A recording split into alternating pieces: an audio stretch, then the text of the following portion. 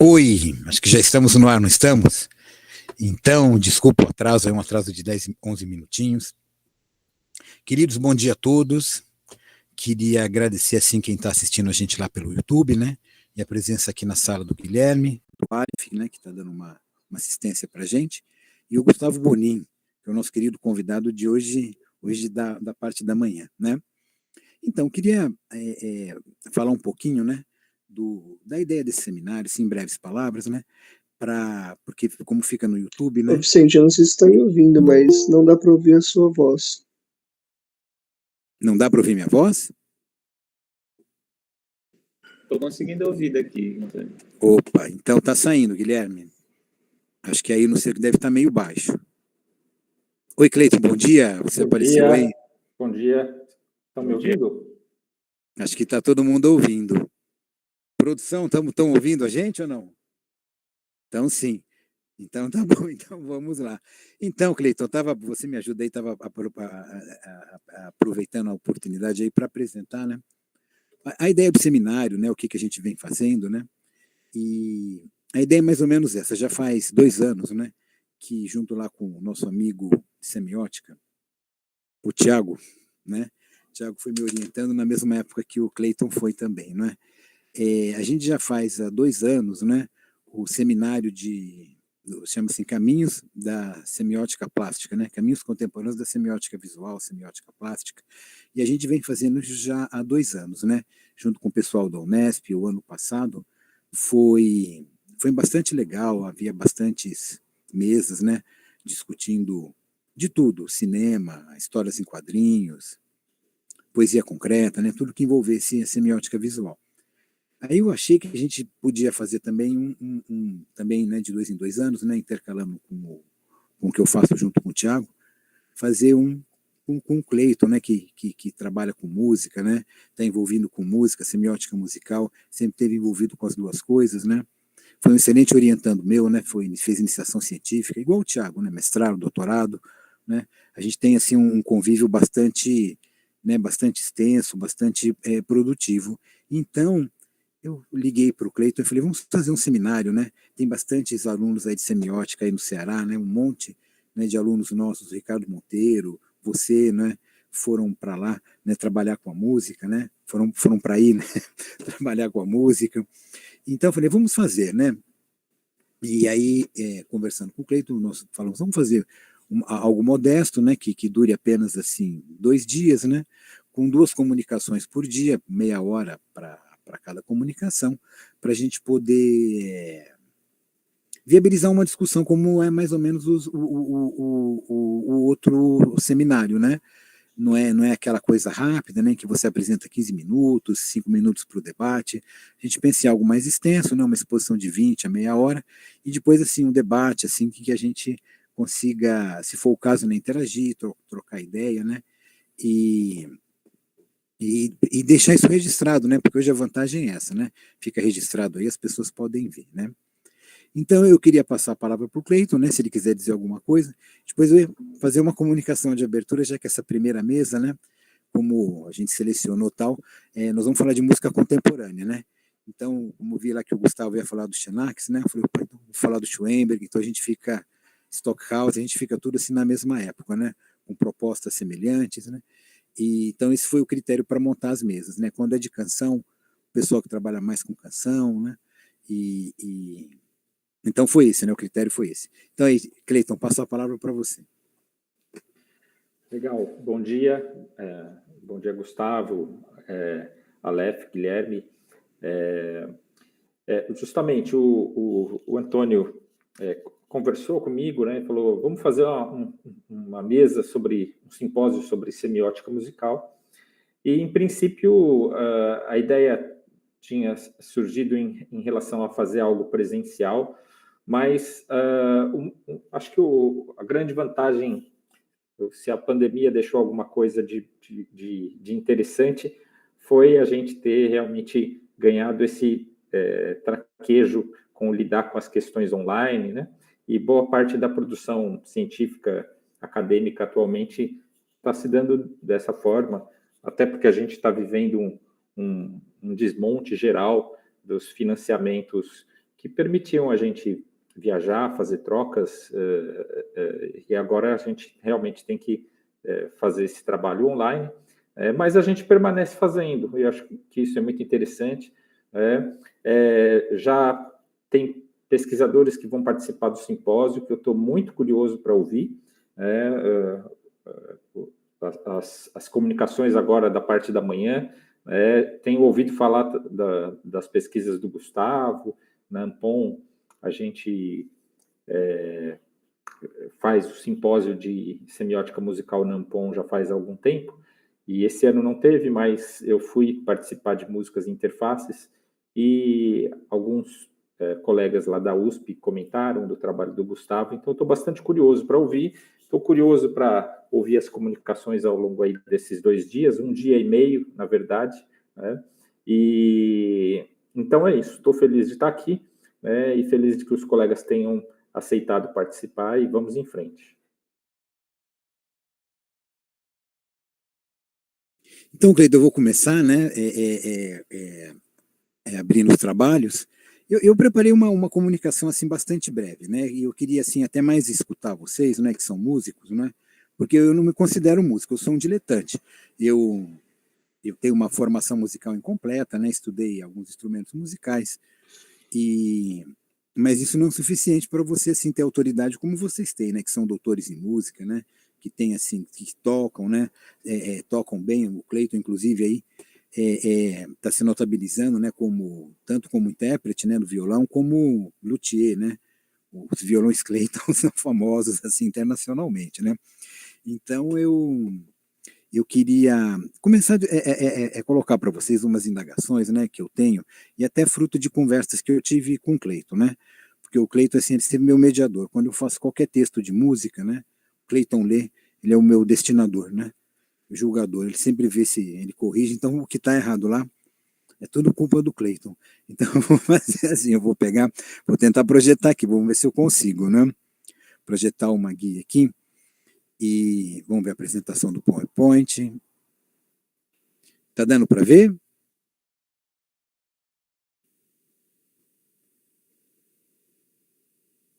Tá, né? Tá aparecendo aí, tô vendo. Então, a comunicação minha, né? Ela não é muito longa, ela é breve até. Mas eu queria mais saber o que vocês pensam, né? Chama assim, As Paixões Contemporâneas e a Música Erudita do Século XX. Vou contar uma história para vocês. Quando eu dou aula de semiótica, né? E vou falar de ação, paixão, vou introduzir a semiótica das paixões, eu uso esse filme aqui, né? Que é opa, peraí, estou mexendo na apresentação errada. Agora sim, né? Agora apareceu. Vocês devem se lembrar desse filme aí, o Laranja Mecânica, né? Esse filme aí eu tenho boas lembranças dele.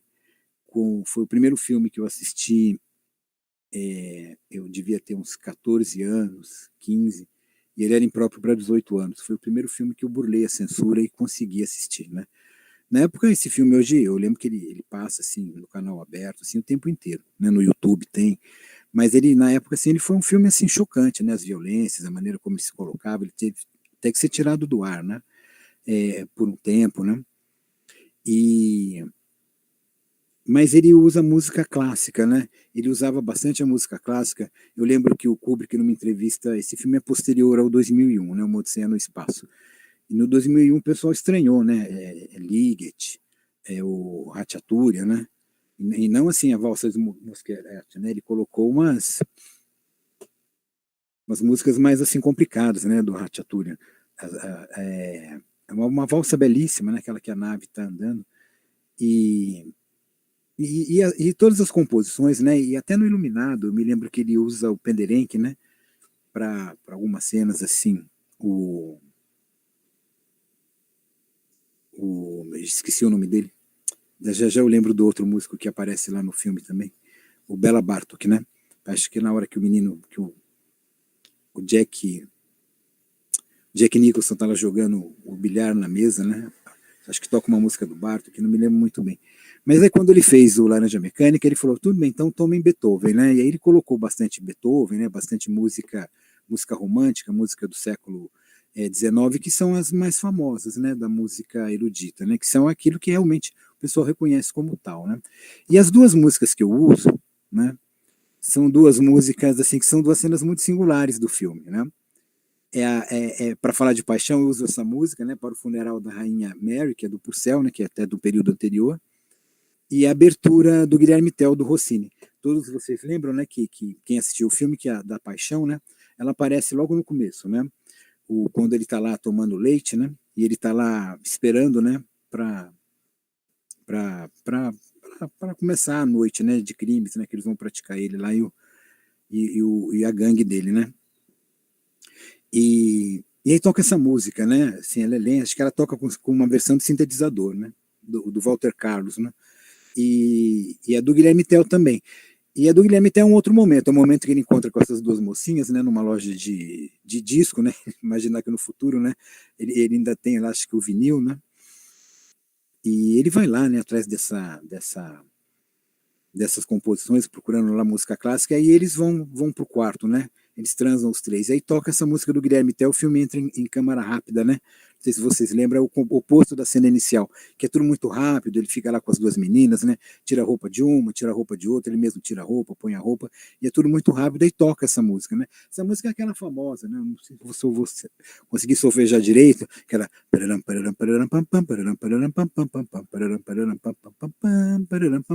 Ela toca muito em desenho animado, justamente quando tem alguma correria, né? E é interessante porque segue até aquele padrão que o Tati determina na semiótica da canção, né?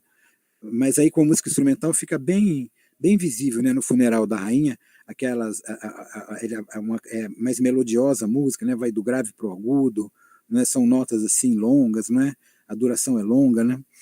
As passagens de uma nota para outra são bastante distantes, né? E no Guilherme Tell não, né? O contrário, né? Tudo muito próximo, né? Acho que é que vai mais longe, né, nesse intervalo. E é tudo muito rapidinho, né? Ela é em Allegro, né? E lá ficou em Allegro bastante acelerado, né? Porque além disso ele apressou a música, né? Então é interessante que dá para mostrar os dois, né? E então vocês vejam, são duas músicas assim, né? Uma no final do Barroco, né? Se eu não me engano, e a outra assim é o Romantismo, né? Em que as paixões que a gente discute, as paixões que a gente coloca em ação, né? Que a gente analisa, são paixões assim, digamos que meio próprias dessa época aí, não é? Que a gente pode considerar uma época burguesa, né? Se você for ver a questão política, né? Então quais são as paixões que estão aparecendo aí, não é? No caso, assim, a questão do luto, mas como no filme ele usa para essa questão da espera, né? E para o outro não, né? Como aquela abertura, assim, né? Você imagina assim, Guilherme Tell, seus cavaleiros, né?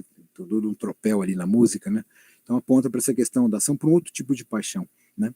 Mas quando eu comecei a pensar nisso, assim, mais detidamente, foi numa outra peça clássica aí, né? Que é do Mozart, que é o Dom Giovanni, né?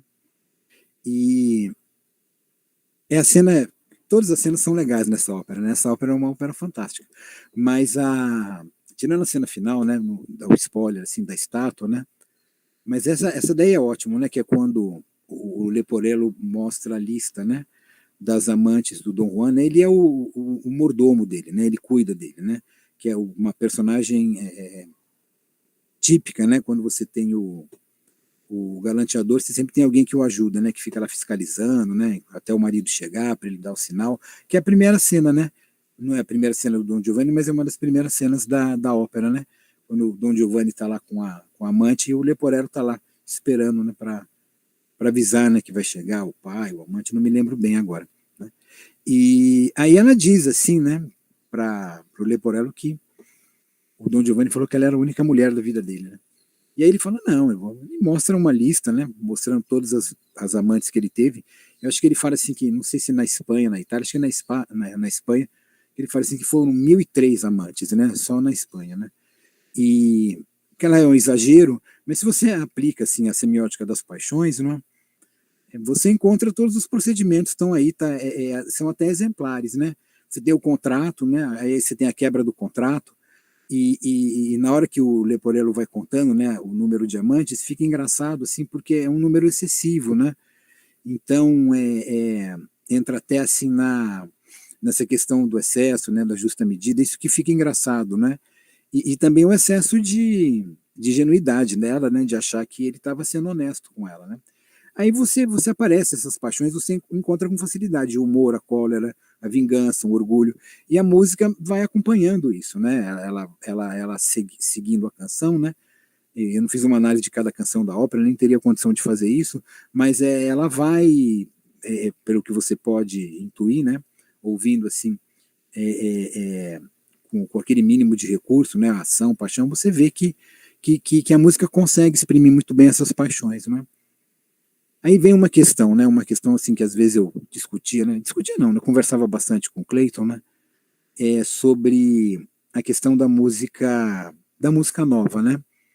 Do experimentalismo, né? Daquilo que a gente chamaria da música experimental, são aqueles os inventores dos grandes sistemas, né? Diminuir aqui um pouquinho, que aí aparece mais.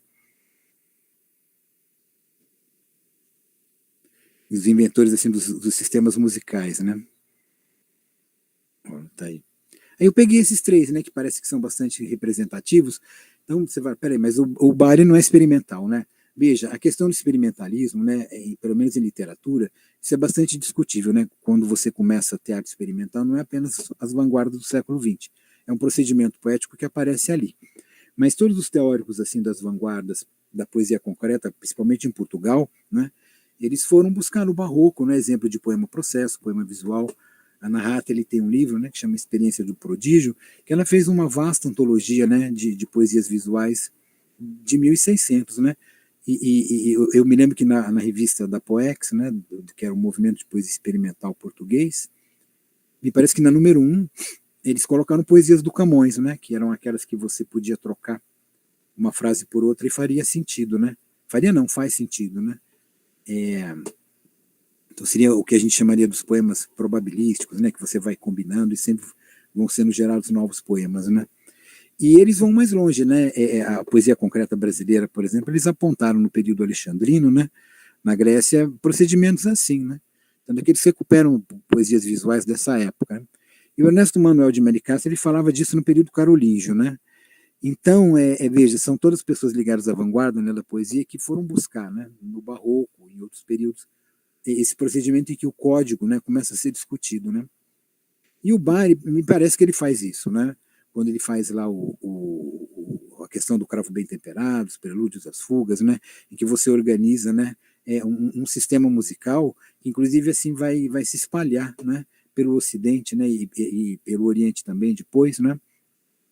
É engraçado que se você for acompanhar uma sociologia disso, é uma espécie assim de uma padronização da música, né, para você poder natural, né, que você faz um violino, ele serve para qualquer país, né, e você não tem que mexer numa afinação, a afinação está temperada no mundo inteiro, né, e isso por um lado é bom, né, porque acaba unindo, né, a linguagem, né, em torno de um procedimento, né, e ela acaba se evoluindo bastante, mas por outro lado é um pouco ruim, né, cabem, né, nesse modelo. Mas, enfim, ele faz uma inovação ali, né? Agora, o Schoenberg e o Stockhausen é indiscutível a inovação, né? Mas no caso do Schoenberg, do decafonismo, ele inventa um sistema musical. E o Stockhausen também acaba fazendo isso, né? Com a música eletroacústica, a música eletrônica, as inovações que ele fez aí, né? E a gente discutindo, conversava muito, eu e o Clayton, né? Será que esses sistemas novos conseguem expressar todas as paixões, né? Por exemplo, uma comédia, uma tragédia, né? Uma tragicomédia, como é o caso lá do Dom Giovanni, né? Como é que seria uma versão daquilo dodecafônica, né? Tem a ópera, né? Arão e Moisés, né? Mas eu não vou me deter nela porque ela tem uma concepção dramática, mas também ela vai ao encontro do que eu acho que pode estar acontecendo aí, né? Vejam, eu já estou até encerrando, né, uma comunicação breve, né? Olha, aqui, por exemplo, vamos pegar esses três compositores, eu separei algumas composições deles, né? Lá no bar, Paixão segundo São Mateus, você acompanha, né? A história, né? Todo mundo conhece a história lá assim, de Jesus, né? Mas na hora que ele vai para o prelúdio e fuga do Cravo Bem Temperado, na arte da fuga, ele está discutindo a linguagem musical, né? O que ele está propondo, não é? Qual é o patos envolvido na discussão dessa linguagem musical, né? Eu lembro que o Cleiton, ele chegava a dizer para mim que tinha, né? Quando você usava, dependendo do modo musical e o tom que você usava, a tonalidade, isso encaminhava, né?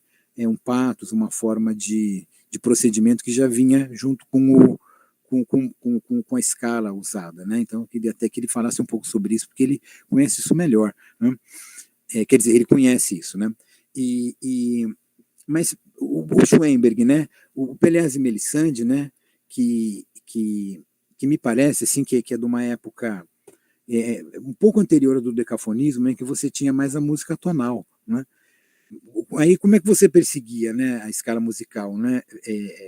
As linhas musicais era pelo conteúdo, né? Todos eles têm um conteúdo bastante determinado, né? Não é pela área do Schoenberg, né? Pelo caminho dele, mas o Debussy lá no Prelúdio à Tarde de um Fauno, ele segue um poema, né? Um poema do Mallarmé. Ele acompanha aquele poema, né? E aí o Pelléas e Melisande parece que é um romance, né?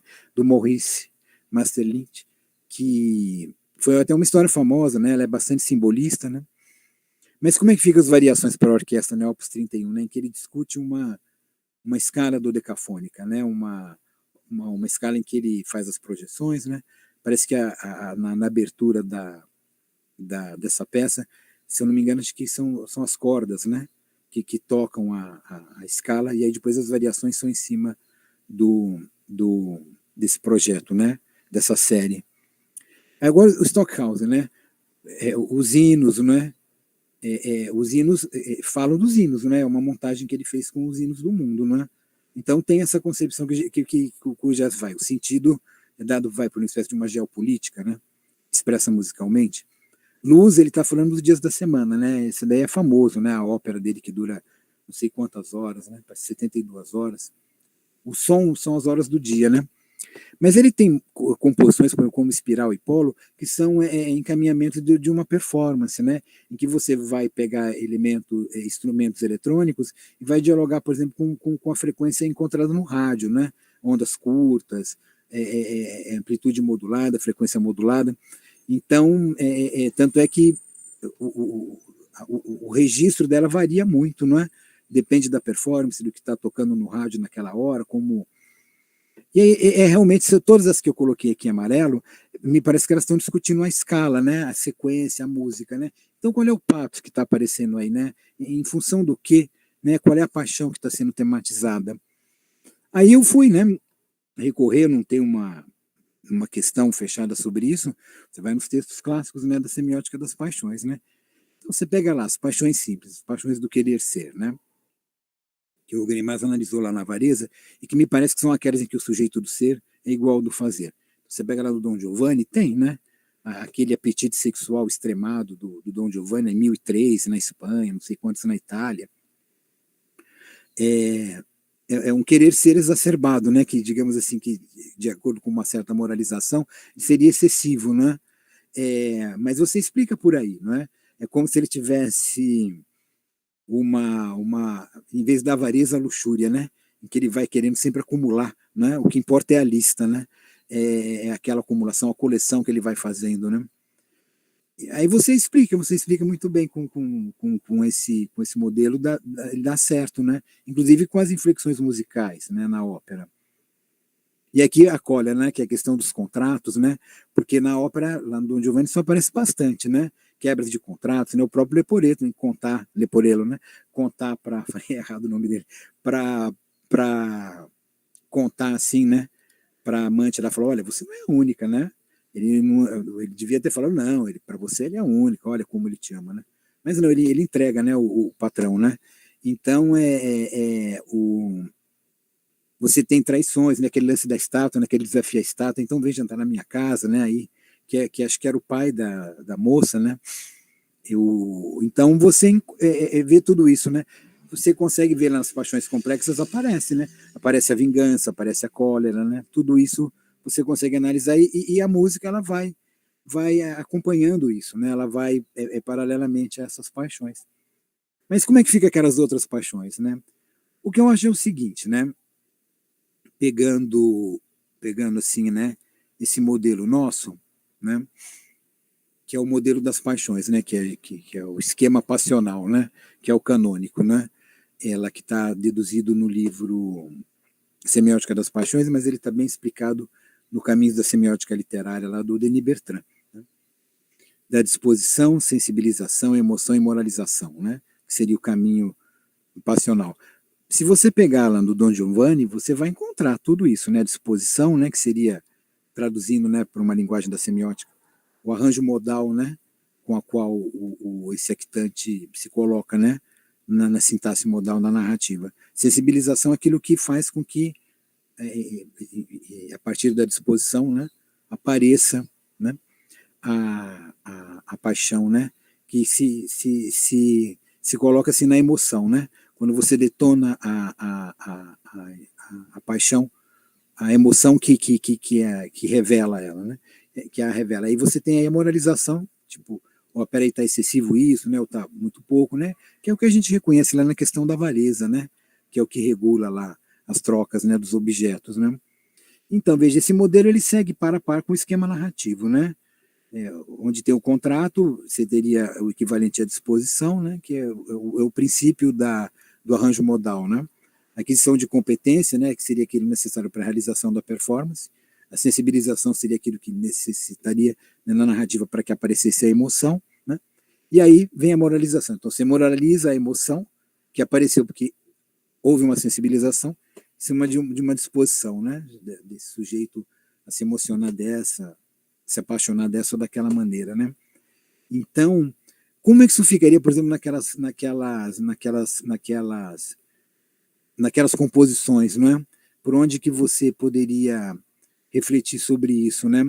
Eu acho o seguinte, eu acho que a paixão que eles estão demandando, né, com essas músicas, não são essas paixões com as quais a gente está mais acostumado, com a comédia, com a tragédia, né? Eu acho que o que eles esperam, né, é um êxtase, né, com um sistema musical que aponte para uma linguagem musical, né, que coloque você em êxtase com essa própria linguagem. É essa a impressão que eu tenho. Não é isso que toda música acaba fazendo, mas como ela se desvia, por exemplo, ó, se desvia não, né, mas divide o sentido, por exemplo, um noturno, não é? uma comédia, tudo isso já vem, né? O próprio gênero já encaminha um procedimento narrativo, né, uma forma de se relacionar com a música. Mas eu acho que às vezes a gente estranha é que essa paixão que eles estão pedindo, né, ela tem a ver com uma paixão que é dada por essa questão metalinguística, né, exclusivamente, né, do tipo o êxtase diante de um sistema, né, é algo que clama mais a inteligência do que a emoção. Né? Por isso que eu acho assim, que às vezes a gente é muito acostumado com aquela emoção burguesa, que é muito cardíaca, né? Principalmente do romantismo, para ir para um estado, né, de passionalização que seria mais cerebral. Né? Não é a razão, não é? É a razão estimulando um êxtase, né, que seria um estado de alma. Então eu imaginei que nessa disposição, né, a gente poderia discutir o saber ser, né? O conhecimento daquele sistema, né, o quanto ele importa, o quanto ele é significativo para que você compreenda aquela música, né? A sensibilização viria pela própria audição, né? A própria audição daquela construção, não é? Das notas, como elas vão se alinhando em função daquela estrutura, da proposta daquele sistema em construção, né? Seria algo que encaminharia o êxtase, né?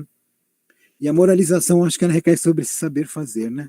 Ela é uma crítica, né, que ela incide muito sobre como esse sistema está articulado, né, se efetivou ou não, não é? Isso aconteceu ou não.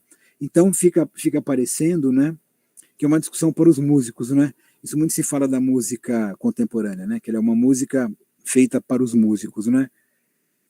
Talvez, mas talvez ela seja também uma música, né, que tenta demandar que essa expectativa musical, né, esse conhecimento musical, ele se espalhe mais, né? Porque, olha, você quer penetrar no êxtase que essa música te proporciona, ela vai te proporcionar um êxtase sensacional, né? Pelo menos é como eu sinto elas, né? Sinto essas composições. Talvez seja isso, não é? Talvez seja a forma de adentrar esse universo, né? Então é isso aí, o que eu tinha para falar eu já falei. Então eu passo assim a palavra agora ao Gustavo, né? Que eu já vi algumas comunicações dele falando da música contemporânea. Então eu acho que a gente se aproxima um pouco do que a gente está falando, não é?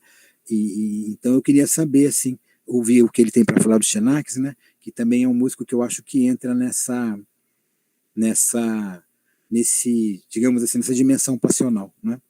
Mas agora eu quero esperar para ouvir, né? Estou bastante curioso porque eu sou fã, né? Do músico que é o objeto do Gustavo agora.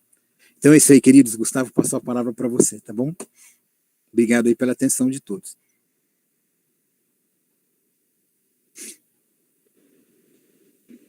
Oi, gente, bom dia.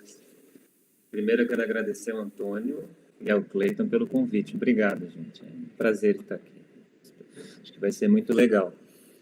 Bom, eu vou apresentar, vou já compartilhando aqui, eu vou apresentar o que será, provavelmente, um fragmento da tese, que eu vou tentar entregar até março. Essa é a ideia. E aí,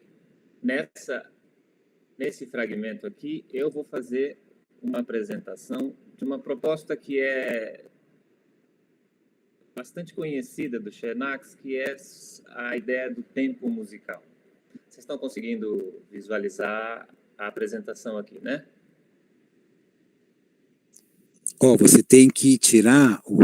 Isso, agora sim ela está aparecendo. Tá, eu vou colocar ela em tela cheia e daí eu não vejo mais vocês. Tchau, gente. Até mais. Então, qualquer coisa que der algum ruído aqui, vocês me digam. Falem no microfone que daí eu ajusto aqui. Então tá. Pode deixar que qualquer coisa eu aviso você, mas por enquanto está dando tudo certinho. Obrigado, Antônio. Então, eu vou falar sobre essa ideia do tempo musical do Xenax, porque ele indica uma proximidade com aquilo que a gente chama de existência, né? De modos de existência, para a gente pensar na linguagem musical, mas principalmente na enunciação musical, no ciclo da enunciação musical. Então, como eu estou dizendo, é um fragmento da tese, que na tese eu vou falar sobre a enunciação musical. E para falar sobre a enunciação musical como um todo, tanto para as práticas centrais e mais estabilizadas, como para as práticas periféricas, que aí se inclui tanto a música contemporânea como as músicas mais antigas ou de sistemas periféricas, sistemas musicais indianos, sistemas musicais outros que quase desaparecem, né?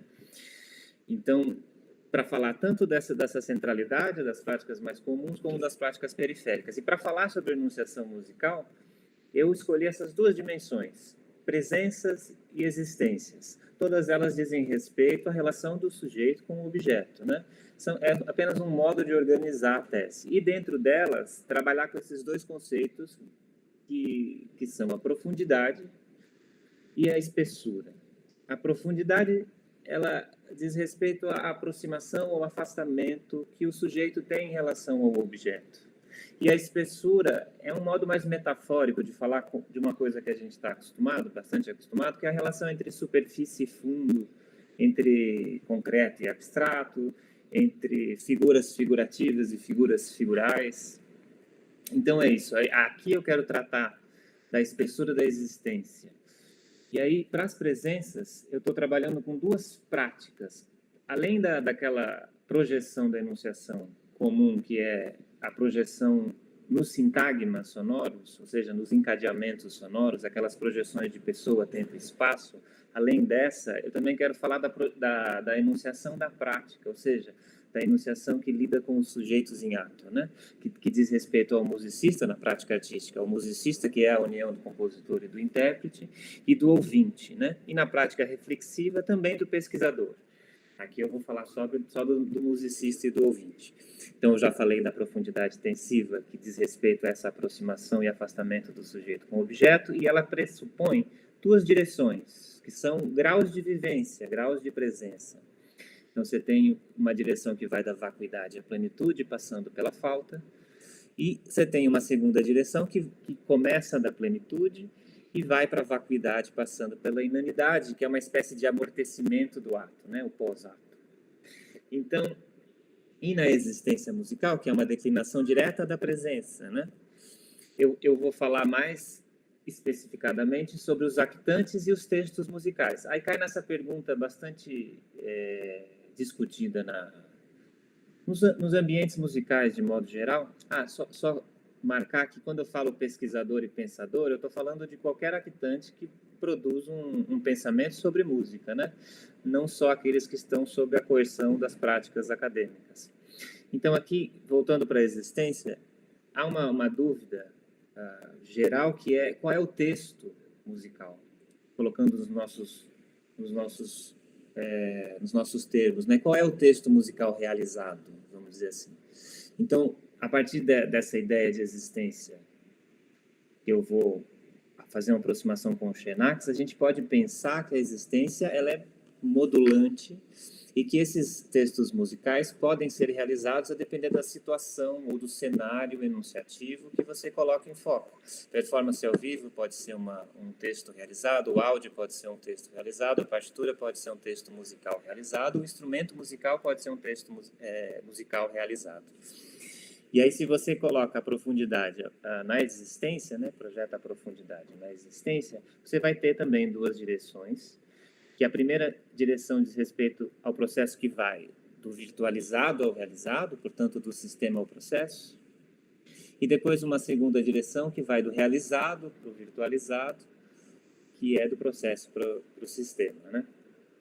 Processo musical para os sistemas musicais. Então, falando do Xenax, falando principalmente sobre as álgebras temporais do Xenax, vale marcar duas características muito importantes do compositor Xenax para a música contemporânea e para a música de modo geral. Que uma é o trabalho com o espaço. O Xenax vai junto com o Le Corbusier, compor aquele enigmático edifício, que é o pavilhão Philips, né? É um pavilhão com um formato super esquisito. E a ideia era trabalhar com o movimento do som no espaço, né? Com a música acusmática, que já tinha algum desenvolvimento da música acusmática, eletrônica, eletroacústica, né? Acusmática é quando você não tem intérprete. Então, você trabalha com a direção do som no espaço. Como é um espaço bastante esquisito, você tem movimentos que o som vai fazer. Então, uma das características do Xenax é trabalhar com essa movimentação do som no espaço, né? O Xenax também era arquiteto, também era engenheiro. E outra questão importante, uma característica importante do Xenax é que é aquela que vai se direcionar para os sistemas musicais, para as características e para os procedimentos de invenção dos sistemas musicais. Invenção e também atualização. E para essa invenção ele vai buscar nas teorias de probabilidades estocásticas, que diz respeito, de modo bastante simples, a probabilidade que um evento tende a acontecer depois de outro, né? Então, a partir de cadeias markovianas, que são modos de calcular essas probabilidades, ele vai construir peças pensando que qual é a probabilidade de uma grandeza musical acontecer depois de outra grandeza musical? Simplesmente isso. Qual a capacidade de uma nota acontecer depois de uma outra nota? Se você pensa num sistema, por exemplo, um sistema superestabilizado, que é o sistema tonal, qual é a possibilidade de uma tônica, de um acorde vir depois de um outro acorde? Ou qual é a possibilidade de uma nota vir depois de uma nota? Então, você constrói uma matriz de probabilidades e, a partir dessa matriz de probabilidades, você compõe a música. E daí você pode trabalhar não só com o sistema tonal, mas com outros sistemas, ou com sistemas inventados, sistemas compartilhados socialmente, desenvolvidos culturalmente, ou sistemas mais inventados pessoalmente, né, particularmente. Então, ele vai dizer que, pensando nas álgebras temporais, quando eu estou lidando com esse sistema que só tem oposições e tem um espaço completamente sem tempo, um espaço em que as categorias estão todas disponíveis, eu chamo de hors-temps, fora do tempo. E ali eu vou ter os sistemas musicais que contêm certas afinações, certos sistemas de afinações, certas alturas, certas intensidades, certas durações, categorias timbrísticas, etc. Agora, quando essas categorias estão sendo realizadas em ato, en temps, no tempo, então eu estou no processo, então eu estou na percepção dos encadeamentos sonoro-musicais. E essa definição essa busca de Chenax se aproxima muito com a nossa diferença entre sistema e processo, né? Ele vai dizer que a lei estocástica serviu para Chenax vislumbrar uma composição que a forma musical fosse baseada em um número mínimo de restrições lógicas, um número mínimo de relações entre os acontecimentos sonoros. Se a gente pega a citação do Janslev, a gente vai ter uma coisa muito próxima. A todo processo corresponde um sistema que permite analisar e escrever através de um número restrito de premissas. É a mesma coisa, número mínimo de restrições lógicas, número restrito de premissas. Só que no Chenax, depois de um tempo, né, eu estou trabalhando com 3 textos do Chenax, são 2 da década de 60 e um depois final da década de 80. E nesse percurso, ele vai começando a dar ênfase a uma terceira álgebra, que ele chama de temporal, e ele vai dizer que a composição musical, aqui do ponto de vista do compositor, pode ser examinada do ponto de vista temporal, mostra que os eventos sonoros criam durações no eixo do tempo que formam um conjunto de estruturas grupais interligadas. O que ele está falando aqui é que o temporal funciona como a nossa atualização. Você parte de um sistema musical e começa a encadear as grandezas musicais num grupo, numa estrutura grupal interligada. Ou seja, você pega lá uma categoria de altura, uma categoria de duração, você interliga esses grupos e coloca numa cadeia. Então, você começa a atualizar os elementos do sistema. Nesse percurso de produção dos textos, o Chenax vai mudando o modo de apresentar essas 3 álgebras, né? Hortin, Antin e temporal. Primeiro, ele vai começar a partir daquela primeira direção da existência que a gente tinha falado no início, que é do virtualizado, passa para o atualizado e vai para o realizado no tempo, né? Nesses 2 primeiros textos, o Vers une métamusique e Trois pôles de condensation, nesses 2 primeiros textos ele faz primeiro essa direção. Então ele vai começar assim, uma composição musical pode ser vista primeiro do ponto de vista das operações e relações fundamentais que são independentes do tempo, que chamaremos de estrutura lógica ou álgebras Hortin. Então, você está no sistema ainda. Em segundo lugar, uma composição musical examinada do ponto de vista temporal mostra que os eventos sonoros criam durações no eixo do tempo que formam um conjunto de estruturas grupais interligadas. Esse conjunto é estruturado com a ajuda da álgebra temporelle, que é independente da álgebra Hortin. Ou seja, você faz o processo de atualização daqueles elementos do sistema. Finalmente, uma composição musical pode ser examinada do ponto de vista da correspondência entre sua álgebra fora do tempo e a álgebra temporal. Obtemos uma terceira estrutura fundamental, a estrutura no tempo. Então, no tempo eu tenho a sobreposição dos 3. Né? Eu vou ter fora do tempo, o temporal e o Antin. O virtualizado, o atualizado e o realizado. Depois, no último texto, no último escrito, ele faz o processo contrário. Ele fala da segunda direção, do realizado, passando pelo potencializado, que é uma memória do realizado, né? Que a gente está trabalhando com a relação da memória, e depois essa memória que vai para o virtualizado. Então, ele começa a diferença, ele fala, percebemos eventos separáveis. Ele está falando daquela ideia de que, para perceber algo no tempo, eu preciso de uma separação, de uma descontinuidade, de qualquer ruptura, né? Senão eu não percebo o fluxo do tempo. Então ele fala, percebemos de eventos separáveis. Então, a partir do momento em que há um corte, há uma anterioridade, eu percebo o que vem antes e o que vem depois, eu começo a perceber o tempo. E graças à separalidade, a esses eventos separáveis, esses eventos podem ser assimilados a pontos referências, que são aquelas estruturas grupais interligadas no fluxo do tempo. Pontos esses que estão instantaneamente içados para Hortin por seu traço em nossa memória. Então, a partir da memória, eu me ligo ao sistema virtual, ao sistema virtualizado. Tá certo? Então, há essa mudança de pensamento do Chenax ao longo dos escritos. Você tem primeiro um Chenax que pensa no processo que vai da composição à interpretação e chega no ato musical, e depois daquele que diz respeito mais ao ouvinte, no nosso caso, né? Que é o ouvinte que percebe eventos separáveis e liga aos sistemas que está na sua memória. Bom, se a gente lembrar do modo como a abordagem intensiva pensa a existência, a gente vai ter esses 2 caminhos. que são ligados a uma espécie de sintaxe prosódica, né? Porque você tem essa apódese, que é a primeira direção que nós estamos falando, que diz respeito às operações ascendentes, pelas quais as formas são convocadas visando uma manifestação, no nosso caso, a manifestação musical. Então, você vai da virtualização para a atualização, que representa a emergência de uma forma musical. Depois da atualização para a realização, que descreve seu aparecimento no ato. E a prótose, que é a operação descendente, pelas quais as formas são implicitadas, estocadas em memórias ou até mesmo apagadas e esquecidas. Então, da realização para a potencialização é a condição de declínio, né, de desaparecimento, não é desaparecimento, declínio, é amortecimento de uma forma num discurso particular e eventualmente sua fixação no uso enquanto um praxema potencial.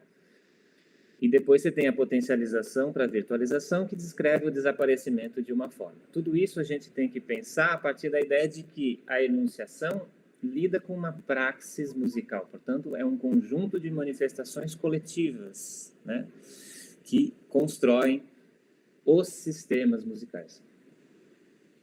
Pensando nessa segmentação de um modo... pensando naquilo que a gente pode discutir a partir dessa segmentação, né, dessa segmentação em 4 etapas, eu posso pensar nos meus textos musicais e no que eu posso discutir em cada etapa. Por exemplo, se a gente pensa na direção ascendente, se o objetivo é investigar, o objetivo da investigação for descrever o processo criativo do musicista, do compositor e do intérprete, estaríamos no âmbito da emergência de uma forma musical. Essa etapa é canonicamente encadeada pelo actante compositor e muitas vezes concretizada materialmente a partir de uma representação gráfica e visual qualquer, que a gente chama sempre de partitura, né?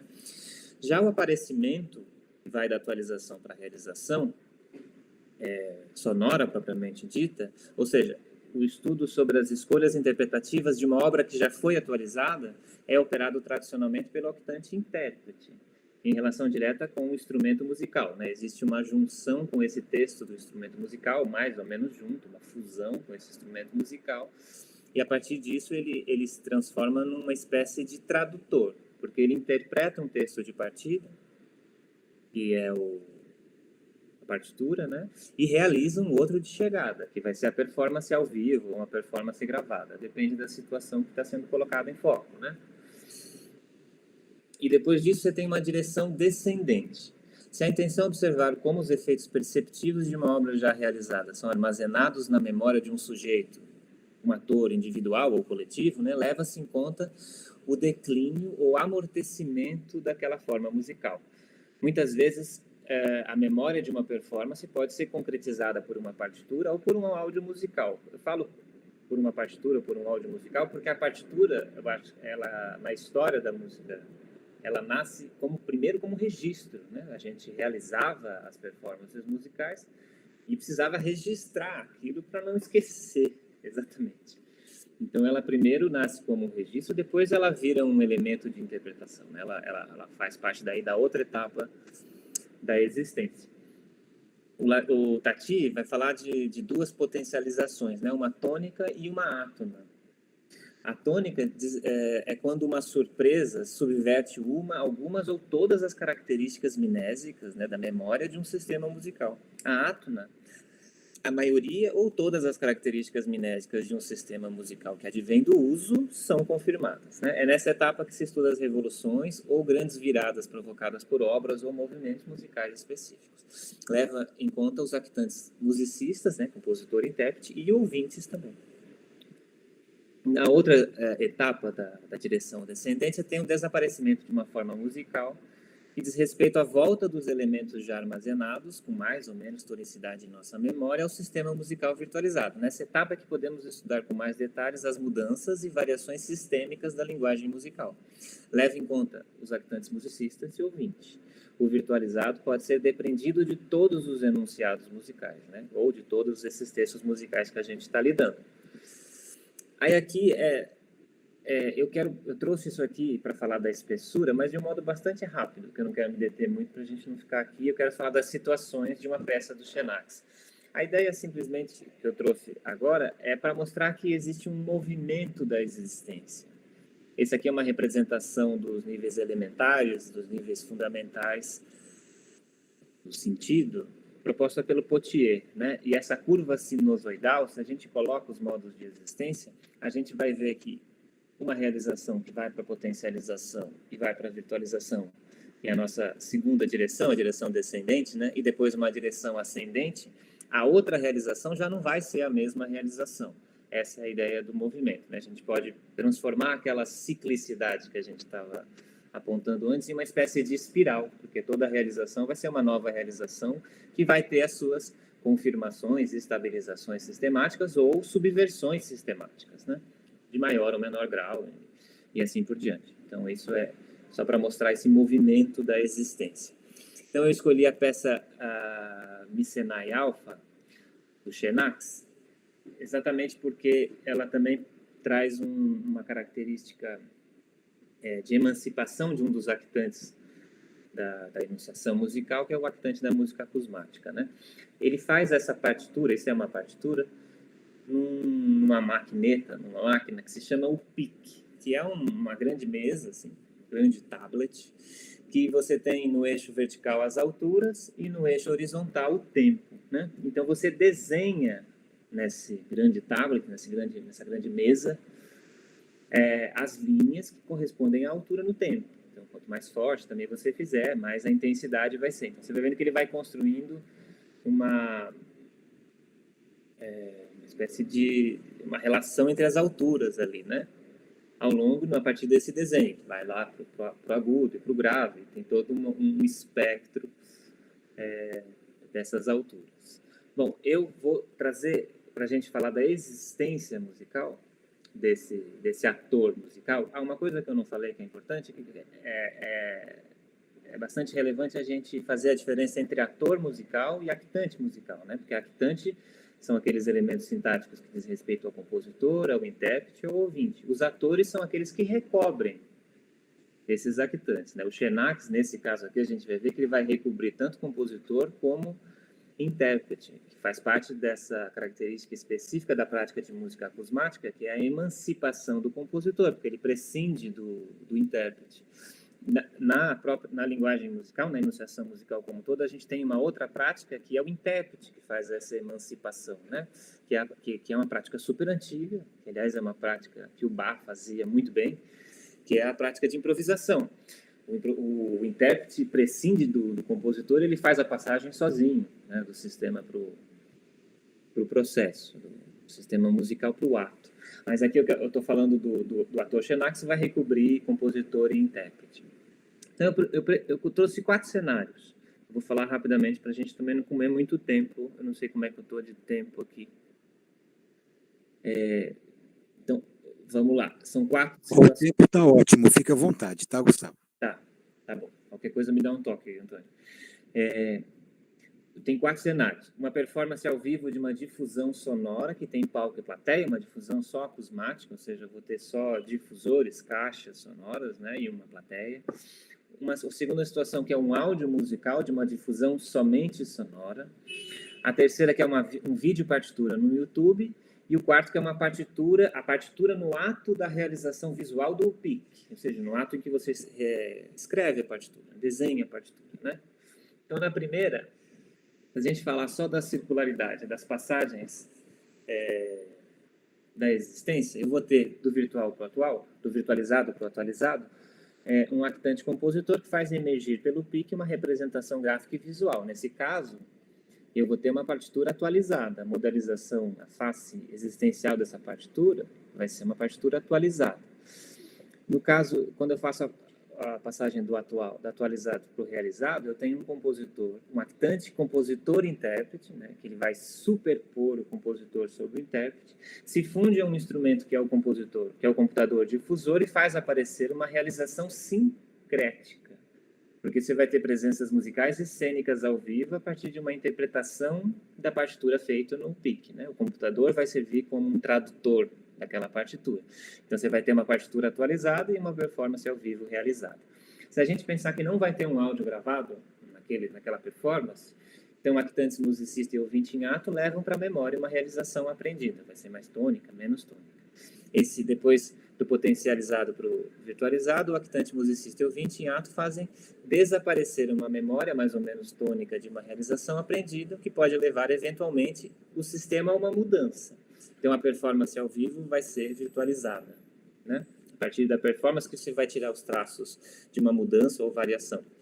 Agora, se houver um áudio gravado naquele momento, ele vai captar a espacialização daquela projeção acusmática.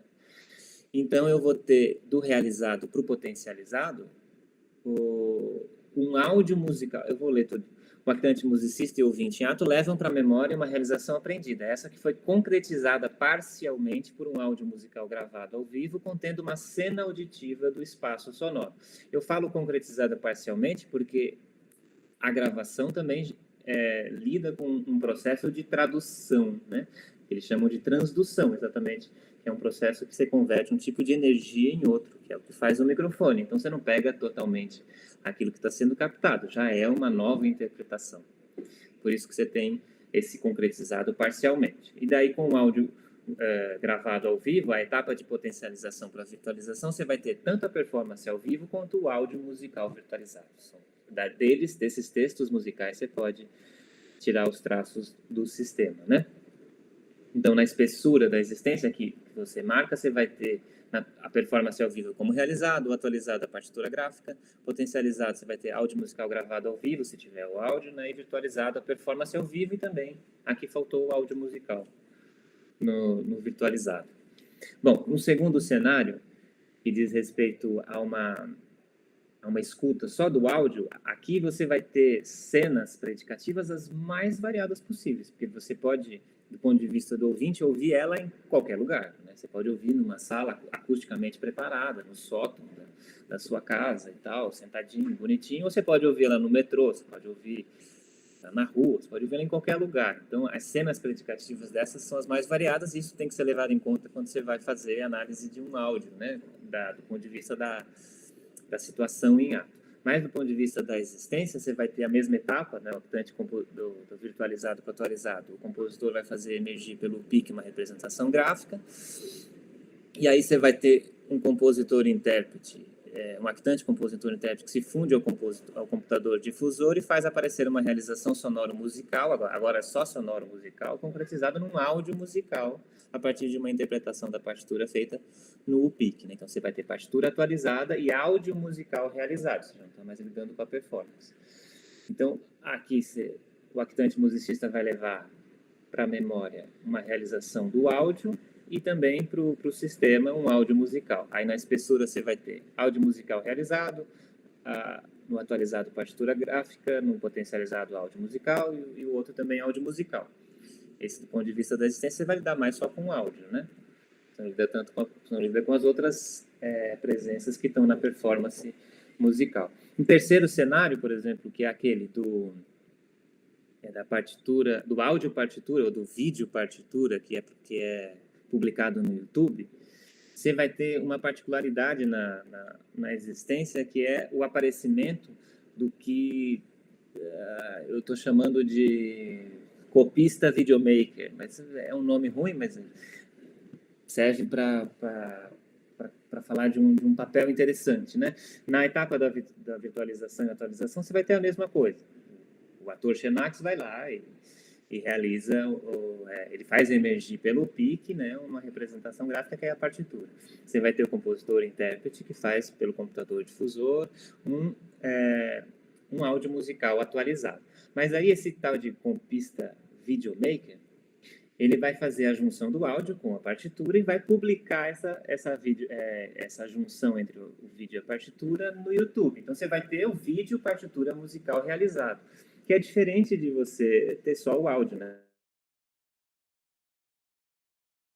Porque você vai ter... Eu coloquei copista videomaker porque essa prática de ouvir vendo a partitura não é tão antiga, assim, né? Ela faz tempo que existe. Só que ela estava mais restrita àqueles atores que recobriam o actante e o intérprete, né? O compositor que está estudando uma partitura vai lá na performance ao vivo, não no YouTube, né? Vai na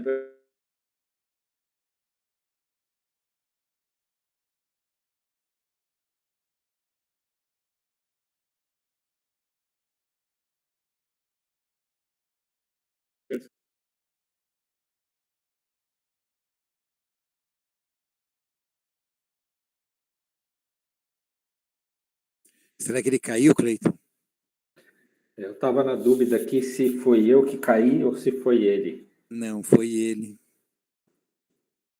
Vamos esperar para ele voltar. Vou guardar um pouquinho. Guardar um pouquinho.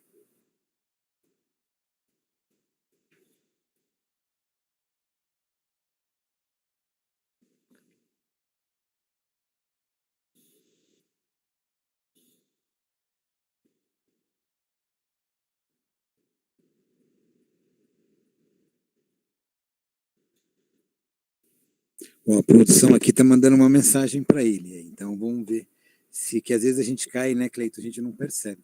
Sim. Pode ser que ele tenha continuado falando aí, né? Olha, percebeu que caiu, acho que ele vai voltar já já. Uhum. Não, porque estava legal, né? Estava nas conclusões. Sim. Eu compartilhei o link, Antônio, com os outros pesquisadores que vão apresentar nas outras mesas, porque eventualmente, se o pessoal quiser debater também, né? Pode, fica à vontade, pode. né? Não, isso é bom mesmo. Uhum. Não precisa ficar assistindo pelo YouTube só, né? A gente pode debater aqui também. Sim. Uhum. Depois a gente precisa avisar para o pessoal como é que ficou sexta-feira por conta do jogo do Brasil, não é? Sim. Uhum. A gente cancelou a última mesa, porque eu acho que depois que o Brasil ganhar... Ou perder. Não, acho que a gente vai ganhar. O Brasil não pode perder.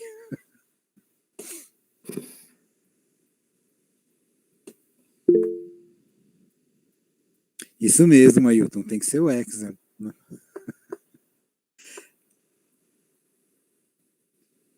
Olha, acho que ele está sendo comunicado já. Aí a gente vê se ele volta ou não. A gente ainda tem um tempo, né? Até meio-dia, assim, ainda tem aqui uns 40 minutos, 50, né? Sim. Quem está aqui é o Felipe Marques. O Felipe é lá de Minas. Concluiu o doutorado lá na Unesp, né? Uhum.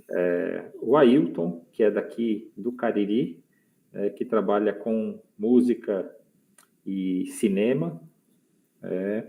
Hoje ele vai fazer a comunicação, né? Hoje, de tarde, de cinema, né? Isso. Agora, o Guilherme, eu não me lembro se eu conheço, e o Aleph também não me lembro.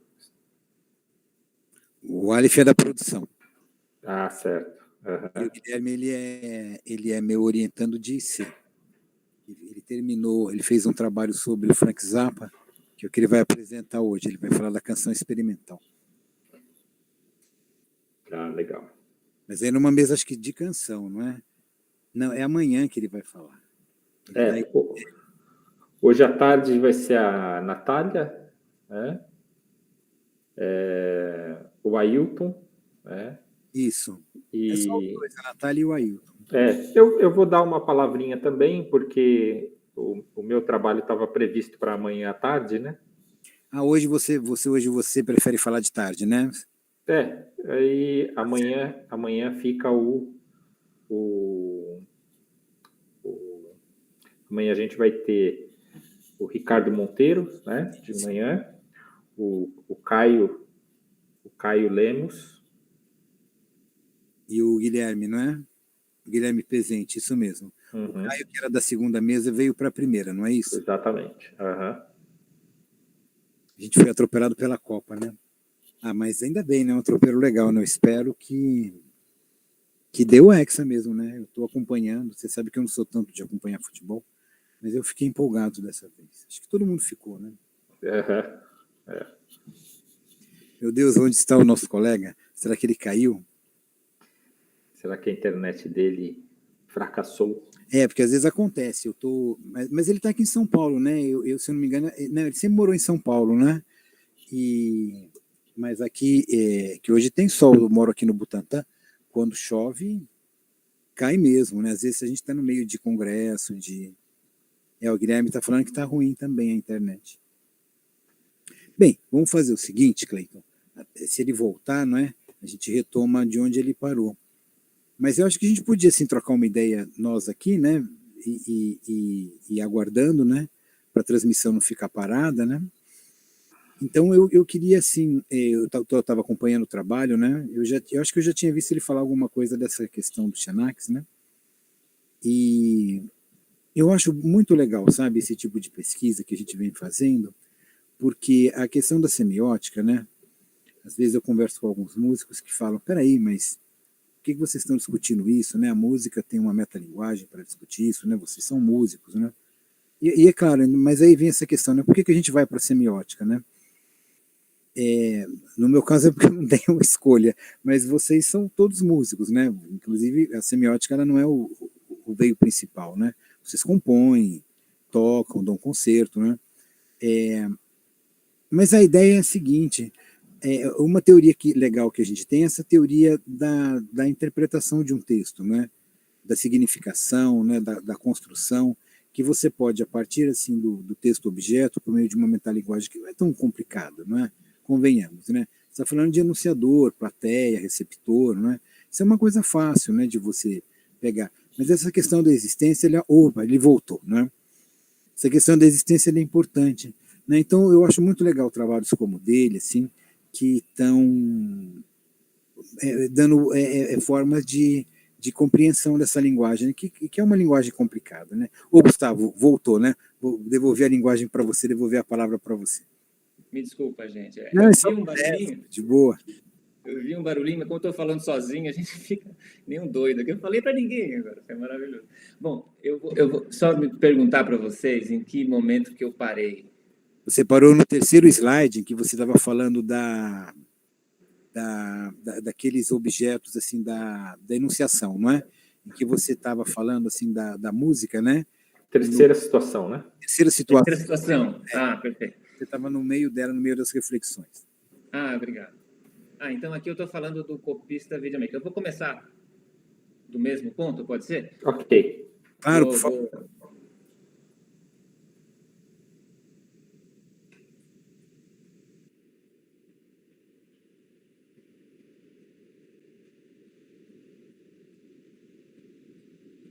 Pronto. Então, esse terceiro cenário é um cenário curioso, e exatamente porque ele vai trazer ênfase para um actante que de certa forma desapareceu, né? Que é o que eu estou chamando de, sem melhor nome, enfim, de copista videomaker. Porque acontece que os compositores e intérpretes agora ficam encarregados de fazer a edição das partituras, né? Antes o compositor acabava aceitando uns contratos de editora até para não ter esse trabalho, porque não faziam muito bem, então, os contratos muito ruins, como é o caso de algumas coisas da história da música. Bom, aqui é a situação em que esse actante videomaker vai pegar a partitura e o áudio musical e juntar e subir para a plataforma do YouTube, né? Isso leva em conta uma outra experiência musical e, portanto, uma outra existência. Então, nesse terceiro cenário, por exemplo, eu vou ter exatamente a mesma coisa do compositor, né? Ele vai fazer emergir pelo PIC uma representação gráfica e visual. E aí, na segunda, eu vou ter esse compositor se juntando ao computador para fazer essa realização sonora concretizada em um áudio musical que, nesse caso, está atualizado, né? Diferente da situação 2, que ele está realizado. Agora, a partir da junção do áudio musical e da partitura musical atualizados, eu tenho um vídeo partitura, que é esse actante videomaker que realiza um texto musical sincrético, que é essa vídeo partitura musical realizada. Eu dou esse nome de copista exatamente para lembrar esse actante mais antigo, vamos chamar assim, e essa modernidade do videomaker, porque essa prática ela é uma prática que já existia. O compositor e o intérprete, né, ficava restrita a esses atores que recobriam o compositor e o intérprete, que iam numa performance musical com a partitura e ficavam ouvindo a música com a partitura, né? Então, você ia lá, você queria estudar como determinada coisa acontecia, como é que eu podia interpretar tal coisa, você ia sentar. Mas ficava mais restrito ao compositor e ao intérprete. Agora não. Agora o ouvinte também pode acompanhar essa partitura e tirar ter uma experiência com a partitura e o áudio juntos, né? Por isso que estou dizendo que tem uma certa subversão nessa etapa. nessa etapa da enunciação musical, da existência musical.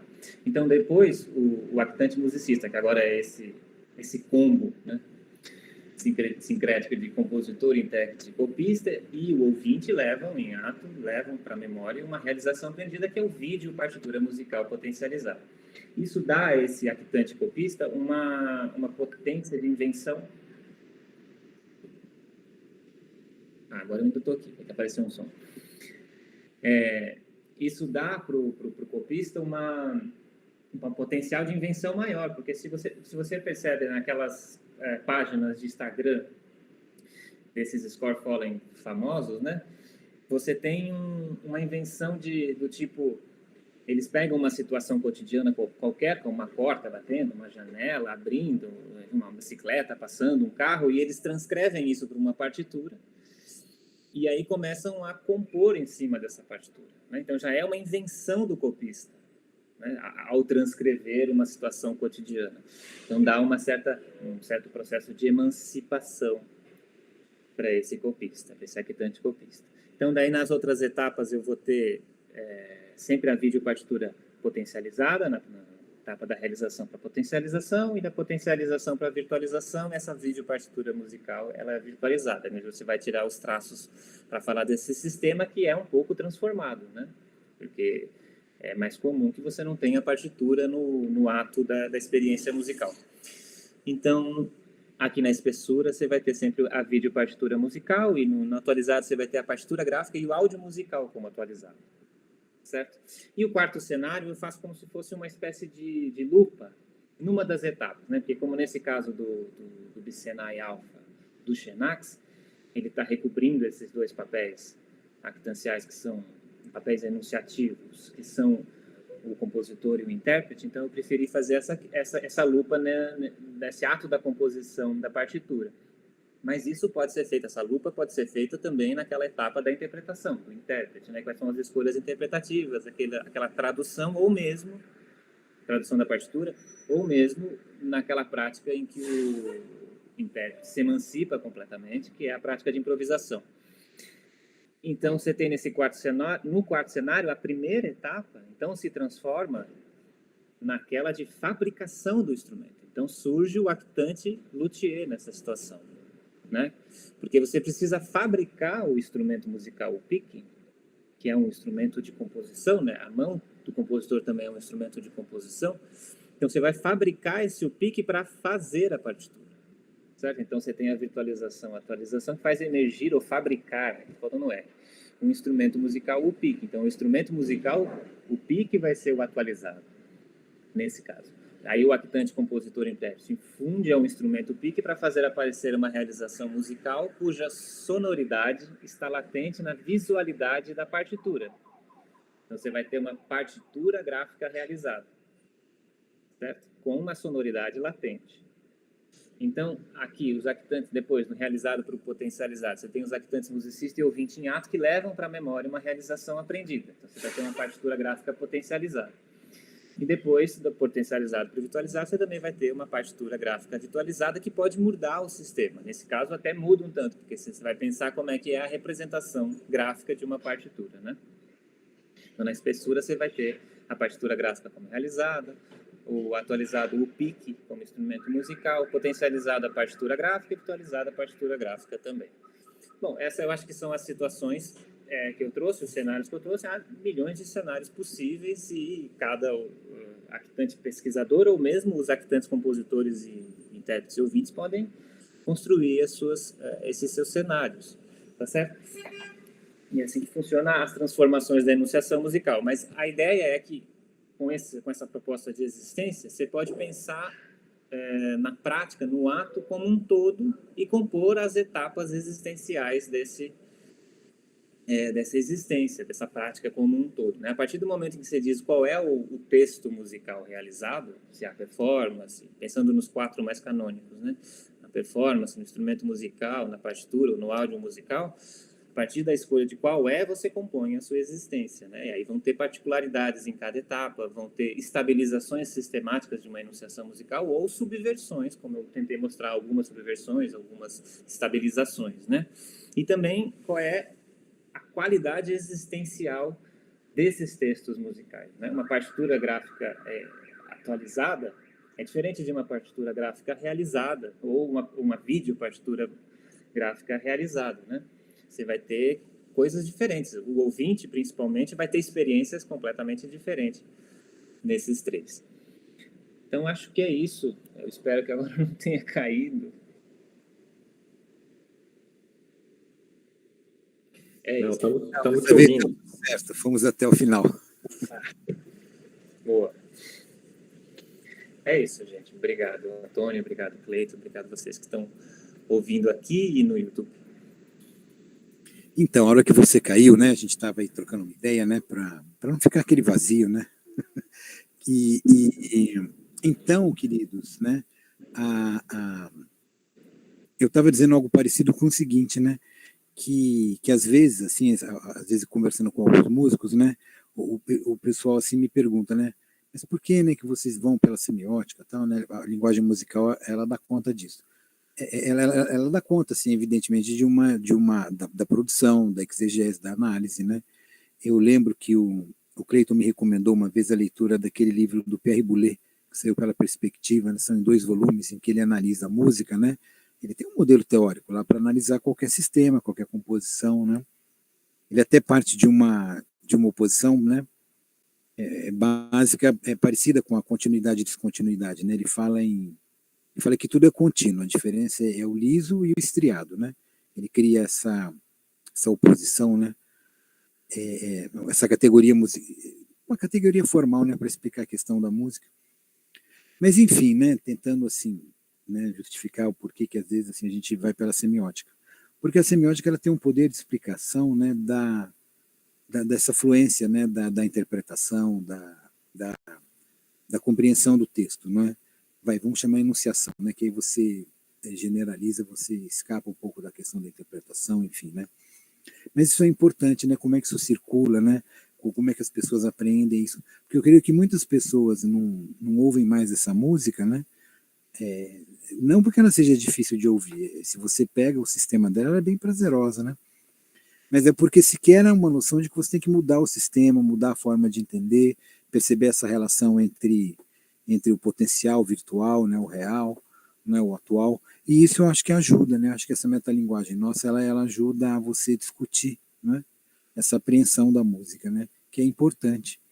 Daí eu passo a palavra para vocês, tá bom? Também aproveitar e comentar um pouquinho.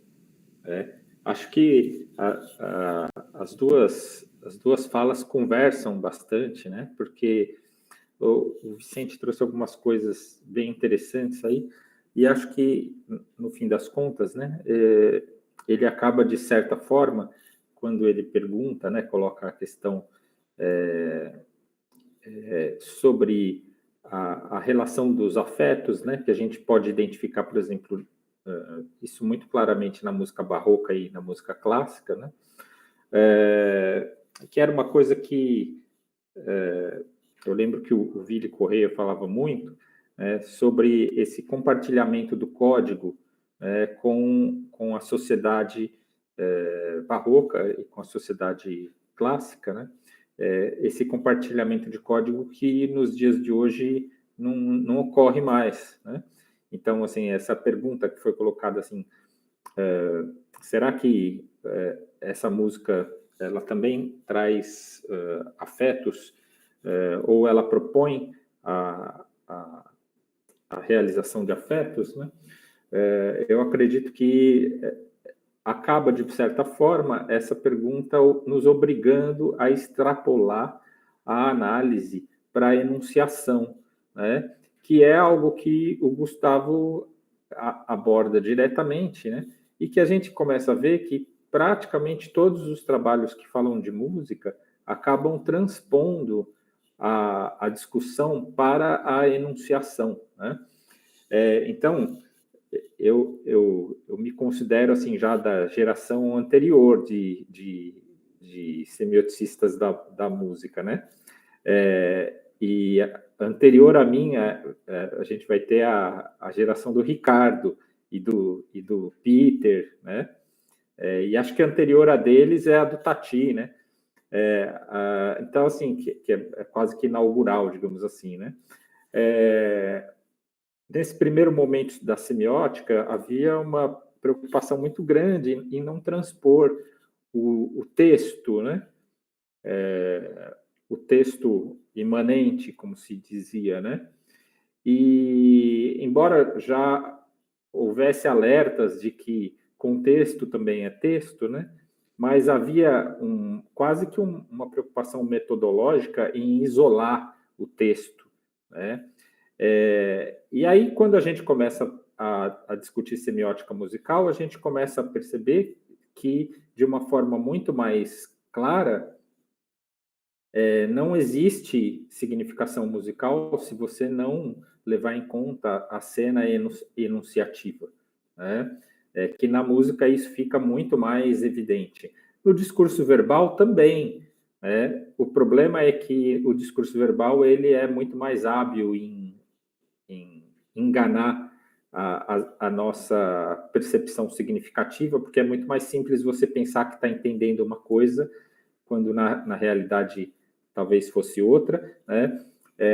E o discurso político hoje nos mostra isso de uma forma absolutamente escancarada, né? A gente ouve ou lê um texto, né?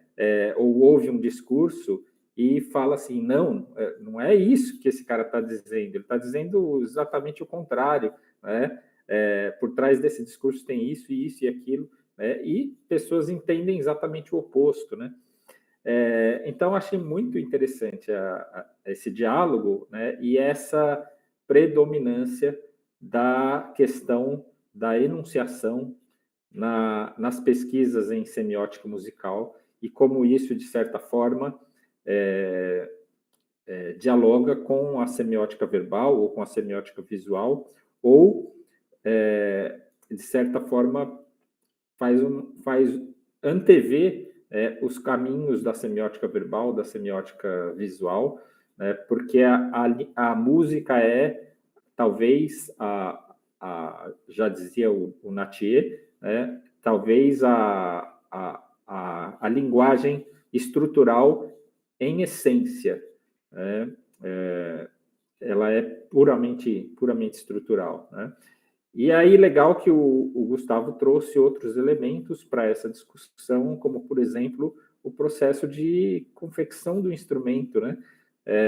Que é algo que nas outras pesquisas eu até então nunca tinha visto, né? E até pergunto para o Gustavo se ele pretende expandir isso, né? E até se isso se aplicaria, por exemplo, né, a posição do luthier, né?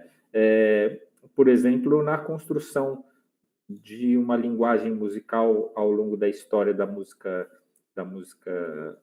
clássica, né, da música romântica, né, da música barroca, se seria possível extrapolar de um objeto tão específico como ele trouxe para uma compreensão mais ampla na história da música. Deixa eu aproveitar e emendar uma pergunta também, que aí ela vai ao encontro do que você colocou, não é? Você sabe, Cleiton, eu andei estudando assim, não faz muito tempo, até um texto que você acabou lendo, né, que é sobre o timbre, sobre a indústria cultural, né? E é curioso isso, né? Quando você começa a analisar o timbre, né? Isso que você falou hoje da questão da dimensão política, né? Que você mostra uma coisa, né? E aquilo depende completamente da cena enunciativa, né? Da relação dos co-enunciadores, a interpretação, ela vai oscilar muito, né? E vai até ser o contrário, não é? Às vezes do que ela aparece. E eu me lembro que quando você estuda o timbre, né, ele é decorrente da produção do instrumento musical, né? E também dos sistemas de gravação, né? E tanto o timbre, né, quanto esses sistemas de gravação, eles dependem de uma indústria cultural, né?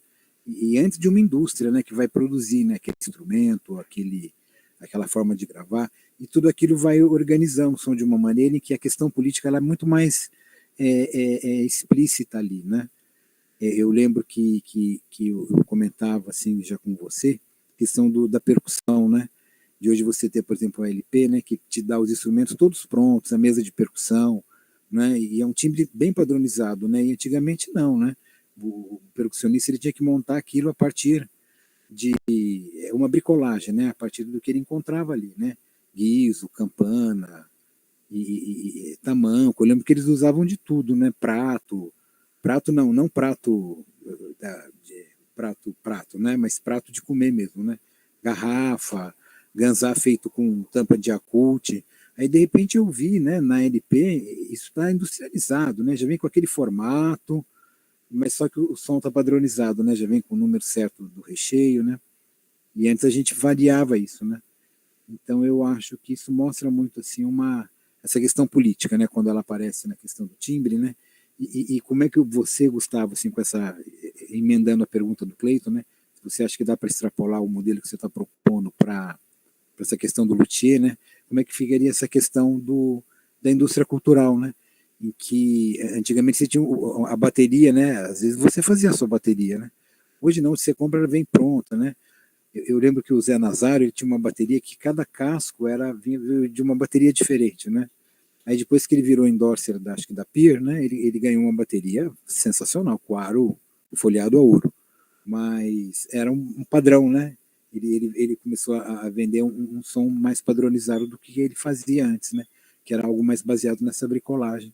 Acho que isso aconteceu com todo mundo, né? Com todo percussionista, todo violonista. Tá aí, agora eu passo a palavra. Legal, gente. Eu vou responder as duas, ao mesmo tempo que eu acho que eu já faço um comentário sobre a sua fala, Antônio, porque eu gostei muito, porque lida com esse problema que a gente, o Cleiton sabe, que paixão vem da música, o que afeto vem da música, o quanto a gente consegue dizer que há um afeto, pensando numa imanência menor, né? Pensando, sei lá, numa audição de um áudio, vamos falar assim. Ou mesmo numa performance de música instrumental de uma peça que se chama Som. Como é que a gente depreenderia essa paixão, né? E eu acho que passa por duas coisas muito legais, que uma é que você falou, Cleiton, que é o compartilhamento do código, né? O compartilhamento do código, o compartilhamento de uma praxis dá para ela certos usos na sociedade que extrapolam, de fato, aquela restrição da imanência. Então, se ela era usada em determinada prática específica, ela ganhava um contorno mais concreto da paixão. Mas, completando com aquilo que você disse sobre a essência estrutural, e mais que isso, uma essência sensível, que é o que a Brelet fala, que a música pega das paixões só uma espécie de base figural. Uma espécie de base figural que ela pode ser usada, ligada principalmente com aquela ideia de andamento. E eu acho que é por isso que a tipologia do Tati funciona tão bem, né? De rápido e lento. Você pega principalmente essas bases figurais das paixões e, a depender dos compartilhamentos da praxis e do uso que a música tem em lugares, em práticas específicas, ela vai ganhando contornos mais concretos. Então, se você tem uma música mais lenta e é usada num contexto em que que as paixões que têm a mesma base lenta estão estabilizadas, o enunciatário pode, por catálise, completar essa paixão. Não sei se isso faz algum sentido, mas porque o que a gente entrega enquanto compositor e intérprete é uma base figural estável, uma base estrutural estável do ponto de vista sensível, mas a parte de cima, a mais figurativa, a mais concreta das paixões, a gente não entrega. Aí depende do enunciatário completar com aquelas que são do uso de uma sociedade, né? Acho que isso, de certa forma, conversa com a história da paixão na música e diz respeito a essa espessura figurativa e figural, né? Que a música, ela deixa implícita a figuratividade, eu acho, e deixa explícita a figuralidade. Que são esses movimentos de contenção, de expansão, de concentração, sensíveis, principalmente. E agora, a questão do luthier é que ele é um habitante muito próximo do compositor, eu acho. Então, eles se misturam muito ao longo da história da música. a invenção de um instrumento musical físico, o objeto, o instrumento musical físico, é completamente ligado, às vezes, ao nascimento de um repertório de música. E o compositor que, às vezes, tira do instrumento um elemento que não existia, por exemplo, o trêmulo do Vivaldi, né? O trêmulo não existia e era uma coisa absurda. Hoje o trêmulo é uma coisa completamente banal. Então, eu acho que o ato de invenção do compositor e do intérprete são muito parecidos, e eu acho que sim, Cleiton, dá para expandir a ideia desse caso específico que eu trouxe, que é o do pique, como é um instrumento muito novo, né? Novo até certo ponto, porque agora você tem o tablet, com o tablet você já consegue desenhar as coisas da música, e o tablet interpreta a música, né? Fica muito mais simples agora. Mas a partir dessas coisas que eu estou falando, dá para você falar de todo o luthier, dessa etapa principal, que é uma etapa que ele compartilha com o compositor, eu acho. E depois você vê que, inclusive, ele é o que mais interage, agora falando de uma enunciação em ato, com o intérprete diretamente, né? O intérprete vai conversar com ele para arrumar o instrumento, para fazer ajustes de questões timbrísticas e tudo mais. Então, ele ocupa muito a mesma etapa do compositor. Dá para expandir. Do ponto de vista da política, Antônio, eu acho que diz respeito à estabilização de uma certa luthieria, né? Se você estabiliza muito um instrumento musical, ele começa a circular mais, ele começa a ganhar valor comercial, e aí essa valorização comercial tem implicações políticas gigantescas, né? E essa que é triste, um pouco, que é essa banalização de certos instrumentos e tudo mais. É por isso que eu acho que certos luthiers, certos compositores vão fazendo certas pequenas subversões para fazer com que o instrumento ganhe algum impacto na enunciação musical como um todo. Acho que respondo. Tá ótimo. Acho que é uma resposta legal, sim. Alguém quer participar? O Felipe, o Guilherme? É só abrir aí e pedir a palavra. Oi, tudo bem? Tudo bom? Eu gostei muito, assim, das duas comunicações, né? E eu fiquei refletindo muito sobre a tua, Boninho, especificamente por uma questão de que eu sou viciado no Instagram. Então, eu passo muito tempo por lá e aí as coisas vão surgindo, e uma das coisas que surgiu recentemente nas redes sociais é um aplicativo de inteligência artificial que ele pega fotos suas e aí cria algumas artes a partir dessas fotos, né? E eu fiquei imaginando que provavelmente já existe algum aplicativo também nesse sentido para música, né? De criar as composições por si só, entre aspas. E eu queria saber se tu tem alguma percepção, aliás, qual a sua concepção sobre isso, e quando ele se aproxima do compositor, do luthier, dentro desses cenários que você estava apresentando. Assim, e o que é que a gente leva em consideração, né? Assim, se é essa inteligência artificial ou quem produziu a inteligência artificial que vai produzir a música, né? Do ponto de vista dos actantes, eu acho que a gente está lidando exatamente com os dois actantes ali, o compositor e o intérprete. São essas transformações que a enunciação vai ganhando, né? Tem um sujeito que faz isso muito, só que com partitura. Ele pega uma foto de um gatinho, né? E esse gatinho ele passa no aplicativo, e o aplicativo transforma numa partitura musical. Que daí depois ele bota no computador o gatinho, e o gatinho toca lá a música e tal. Aí você vê um vídeo partitura, né? Você vê que é uma metamorfose do compositor e do intérprete. No caso do intérprete aqui, é a mesma situação do Xenax, né? Você tem um ator que recobre o compositor e o intérprete. O intérprete é o computador, né? O algoritmo vai funcionar como um intérprete, porque ele vai pegar aqueles dados convertidos da imagem, né? São os dados digitais, ele converte os dados digitais para funcionar como dados sonoros. Então, está tudo dentro. São essas metamorfoses que os actantes vão sofrendo. Você vai ter desde os actantes mais clássicos aos actantes mais novos, né? Até, eu acho que a subversão da linguagem, ou melhor, os sincretismos da linguagem, né? A hibridização da linguagem passa muito mais pela sincretização dos actantes do que dos elementos que constituem os textos, os elementos visuais, os elementos sonoros, os elementos... Então, porque você pega, por exemplo, a música cênica, a arte sonora e a paisagem sonora, são 3 práticas contemporâneas que fazem que seus actantes comecem a se sincretizar, sejam eles de carne e osso ou não importa, com outros actantes de outras práticas. Você pega o da música cênica, o sujeito vai e faz a luz do seu espetáculo, você se sincretiza com um actante de iluminador, falando dentro da terminologia, mas a coisa mais simples é, você compõe a música e compõe a luz. Você pega o Carlos Checo, que é um compositor brasileiro, né?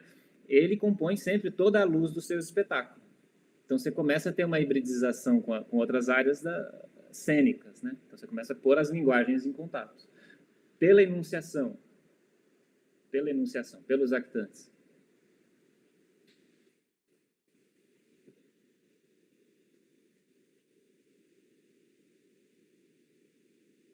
Mais alguém quer se colocar? Essa questão das linguagens que o Ailton falou, isso acontece na poesia também, né? Que eu fiz o pós-doc em poesia experimental, né? Eu estudei a poesia experimental portuguesa. E lá eu conversei com poetas contemporâneos, né? Porque esse movimento ele é da década de 50, 60, né? Contemporâneo é o concretismo. Mas aí ficam os entusiastas do movimento, né? Que vão renovando. E toda a renovação aí passa pelo computador, né? Que eles vão refazendo. Eu lembro que eu me esqueci do nome dele, o cara que organizou o arquivo da Poex lá na Universidade Fernando Pessoa, faculdade, eu não me lembro bem, lá no Porto. Depois eu me lembro do nome dele. Mas ele as teses, os trabalhos deles eram sobre isso daí. Você pegava uma poesia assim do Herberto Helder, né?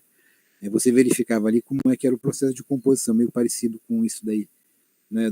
Qual a palavra que viria em seguida, né? Um processo estocástico.